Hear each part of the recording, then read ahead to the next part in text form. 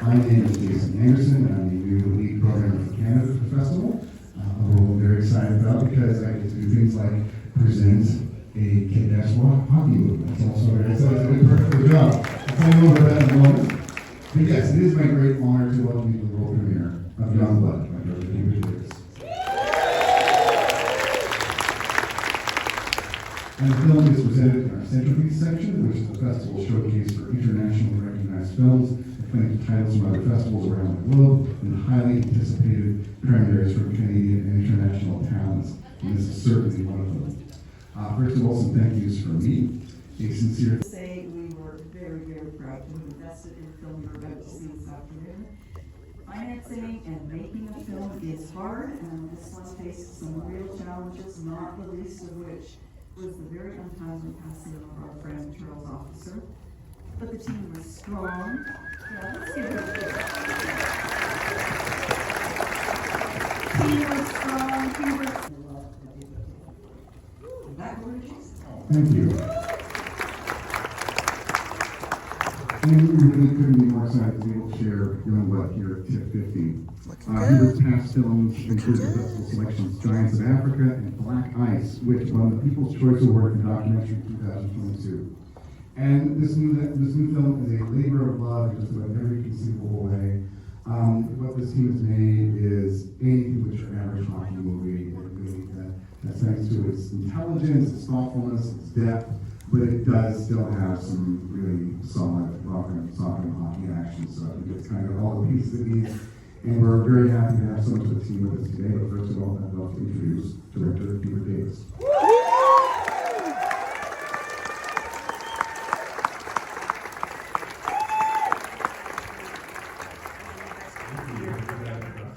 Thank you, Tiff, for having this film here. We're so excited. We literally finished it a couple weeks ago. So it's hot off the press. And when we were making it, we were hoping to be here, hoping that this is where we're going to share it. So we're so excited for you to be the first audience to see the film. I want to bring up Anthony, Leo, our producer from Arizona.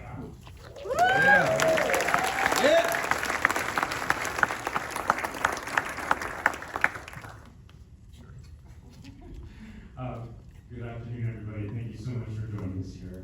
So on behalf of Aircraft Pictures, of Dolphin Films, and Photon Films and Media, we want to welcome you here today, and I wanted to send out a special thank you to the people who helped make this film and believed in us, not for the time that we were in production, not just for the year before production, but for many years before production as they helped to fund the development and production of this film. So that would be Telefilm Canada, Crave, Division of Bell Media, to write on this project and was prepared to direct it before his untimely passing.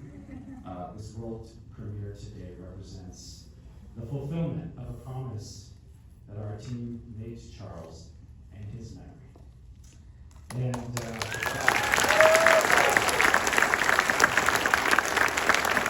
maybe got some popcorn where you are. And sit back and relax and enjoy.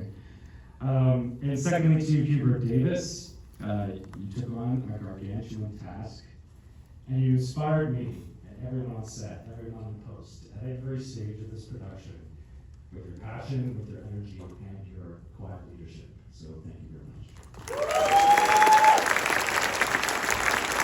Thank you for trusting me with this project. I know you guys did work on it a long time, and it was very hard, very difficult. I just want to acknowledge we do have a crew here that were incredible, worked very hard. We have some cast here. We will be here for the Q&A after, but there is a few of the cast that we love to bring up. You'll see her early on as Dean's mom, but when Nike is here, is she here? Yeah.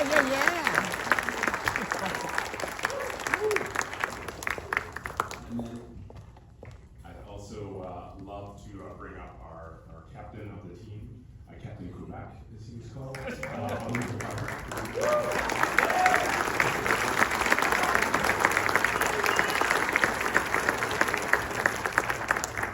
incredible young actor, well, young compared to me,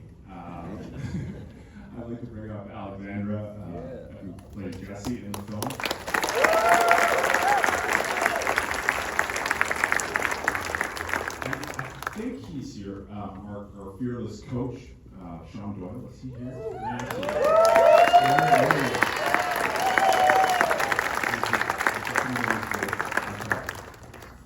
And then someone who I have been a fan of since watching him in LA Law. It was just a highlight of my career to get a chance to work with him.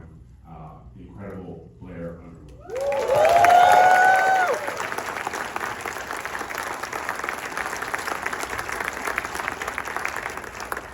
And last but definitely not least, I think we'll all be getting to know his name from now on. Incredible performance, boundless talent, Mr. Ashton James.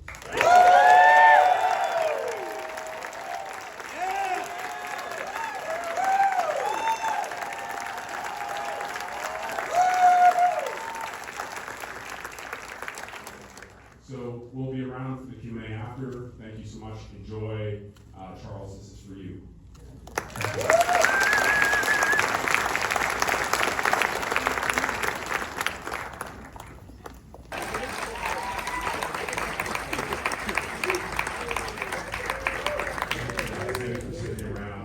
I just want to bring in the cast who's here, everyone who was here before, also Tamara is here. Do you guys just want to come out?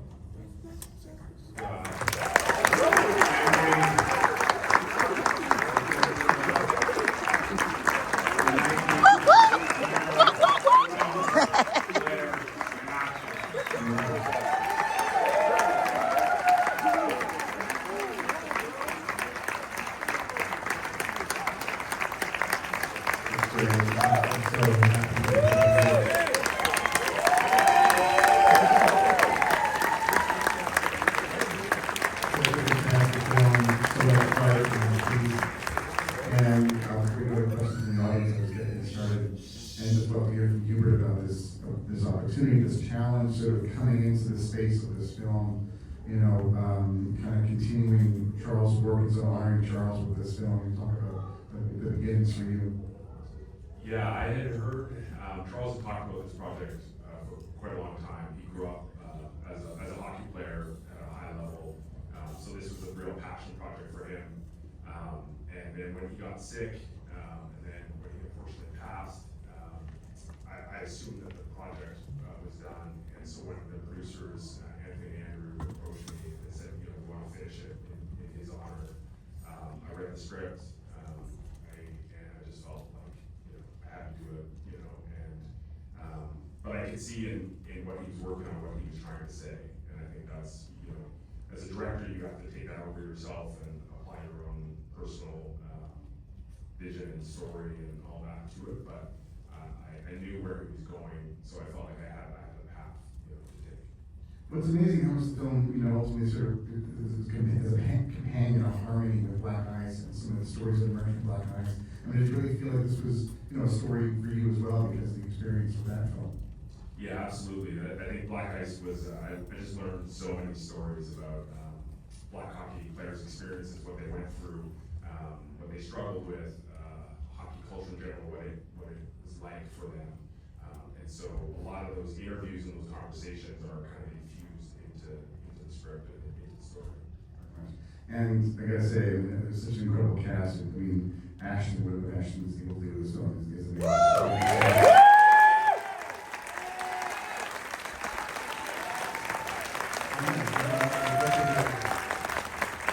And for Ashton to talk about kind of connecting with this character, really kind of becoming this character, we'd love to hear about that process.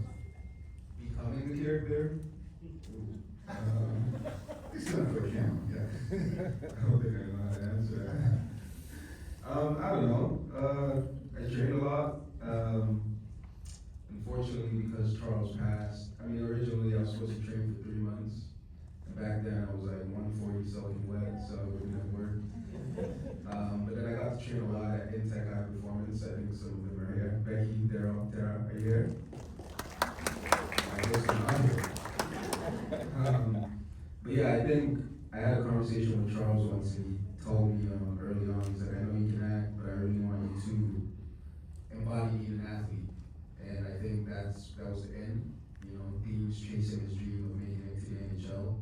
I've been chasing my dream of, acting and trying to build a sustainable career.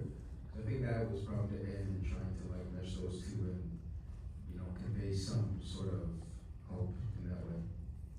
And I'd love to hear from you and Blair about kind of, your scenes together are so strong. I'd love to hear about kind of developing those together and kind of finding that rapport that you did for those scenes.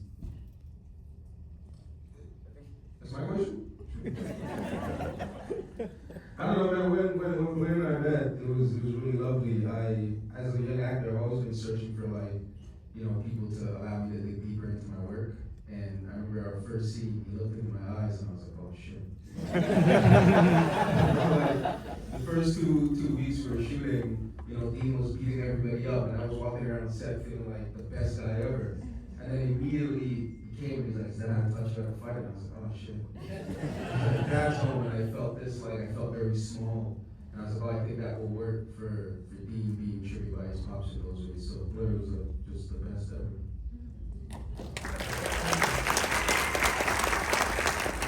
My wife looked into my eyes and she said, oh shit, what do you want? No, it was just, I can't say enough. I had a chance to watch the film on video last week and to see it here the way it's meant to be seen on a big screen. It's so much resonated. I'm just so impressed, inspired by your performance, your presence, your depth. It's just wonderful to watch. And this entire cast, man, we never met. I was like, who is that one that's killing it? But everybody, so just Hubert, Ben, and Anthony, all of you, thank you for inviting me to the party. It was amazing. But in terms of just our scenes together, it really is funny you say that about the eyes. I just feel the same way. You look into another actor's eyes and you feel it or you don't. And with this young man, you feel it and you just take a ride from there. We have some time for questions from the audience, so people want to feel free to get a hand up. Sorry, I struggle to see you. Oh, great, Elaine, I can see you. Go ahead, please. This is probably a question that I'm sure you've already been asked on the process, but what does the winged wheel that had so much to do with Dean's character and Dean's mom, what does that symbol mean to you? Did you get to bring that to your characters in any way, specifically Dean or Blair's character? Any questions for the wheel and significance of the next characters? Yeah, I think Hubert and I talked a lot about Dean losing the winged wheel and in some sense losing his compass. And as he was going down that journey, just getting further and further away from what his mom was trying to instill in him. And I was trying to figure out moments where he can connect back to that. So, in moments of making those decisions to either go the wrong way or the right way, just considering when the winged wheel would affect him in those ways. And I think when he finally got it back, he was able to release all of what he had pent up as he was going down that wrong path. So for me, it was a lot about just direction and being his compass.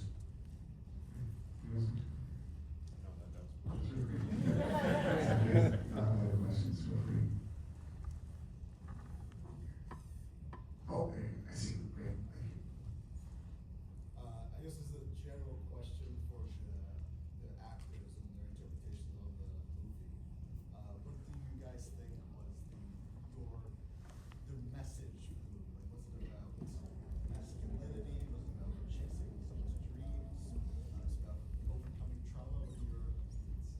That's a good question about the sort of takeaways or the themes of the film. Although I was going to say all of the above, because you articulated them very well. But anyone from the cast want to talk about kind of those core themes and resonated with them? Blair Underwood just handed me the mic, so I guess I have to say something. I would say if I looked at it through the prism of Coach Chadwick, I think one of the great themes is that you have to accept who you are, your past. You can't run away from it. You have to assimilate it, and you have to try to learn from it. It's hard to say something. What I love, obviously, many of us have seen the original, and we know that Miss McGill had a very different role. I love how, like Hubert and spoke about this, that the absence of women, obviously what happens when our teachings, our care, our leadership isn't there. And I love that Ms. McGill was able to represent that maternal energy that he longed for and lost.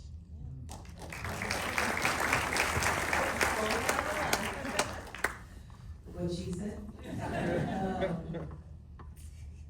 YoungBlood is a very special movie because I think it's one of the early sports films that really kind of hit home. I don't know if anybody remember it, but I was almost 12 when I came from Jamaica, and that was the first movie I saw. And so that, like, I've been a Patrick Swayze, Rob Lowe, and forever. Yes. And because I was an athlete, I mean, sports films are my favorite genre of films. And so it's just a special thing to do this, and to do this with Hubert, to do this for our friend Charles that we lost. And yeah, it's just, I love the way you weave the maternal into the film that is filled with so much, you know, aggression or toxic masculinity or whatnot. It shows that women are needed because we soften that. And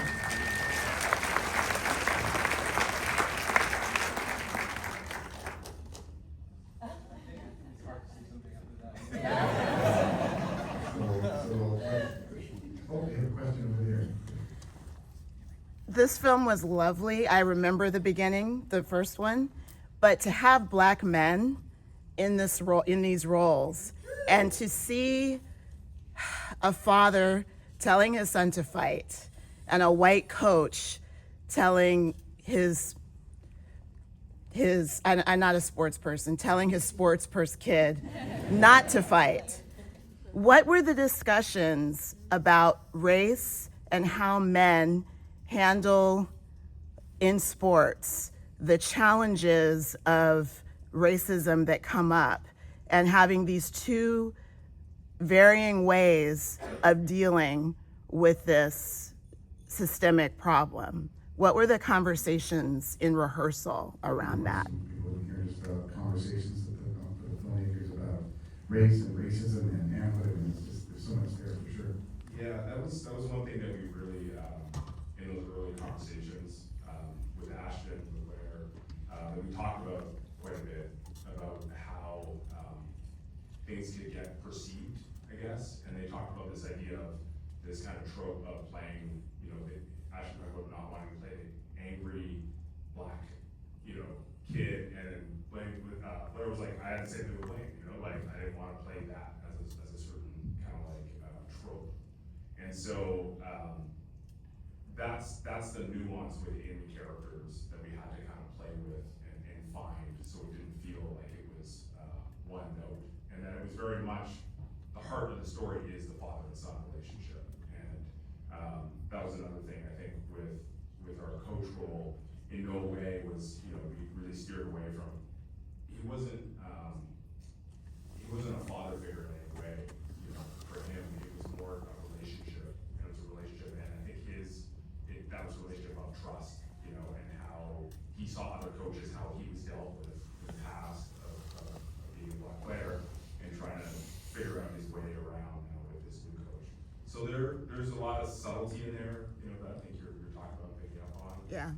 That we talked extensively about to try and, just not go down some paths, you know, and try and kind of find our own way with this film and our own voice. It was lovely because I had parents who said fight, and then you have others who tell, so it's just such a lovely way of using film to discuss what happens in reality for Black children who are placed in situations where they are the only Black person in the room, and having different strategies to deal with the problems that you have to deal with on your own when you are the only one. So this was just really lovely, and I thank you.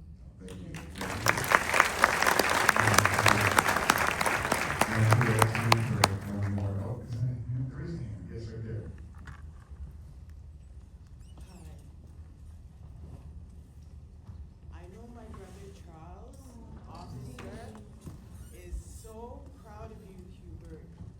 On behalf of the officer family, I want to thank you and the whole massive for a wonderful film.